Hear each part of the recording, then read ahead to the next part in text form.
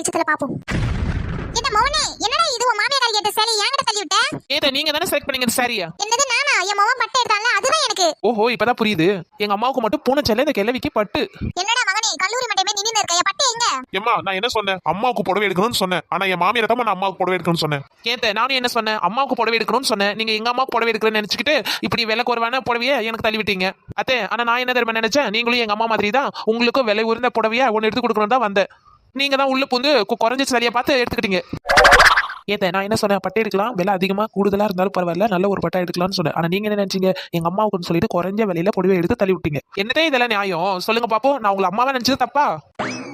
ஏம்மா நான் என்ன தெரியுமா நினைச்சேன்? அத்தைக்கு விலை குறைவா இருந்தாலும் ஒரு புடவை எடுத்துடலாம் அப்படின்னு பார்த்தேன். ஆனா நீங்க உள்ள வந்து ஒரு நல்ல பட்டா எடுத்தீங்க. ஆனா இதுக்கு எல்லாம் ஒரு நல்ல மனசு தான் நினைச்சேன். ஆனா இப்பதான் புரியுது நீங்க எந்த மாதிரி நினைச்சிருக்கீங்கன்னு. கடவுளே, இதுதான் நமக்கு நாமே ஆப்பு வச்சுக்கிறதுன்றதா?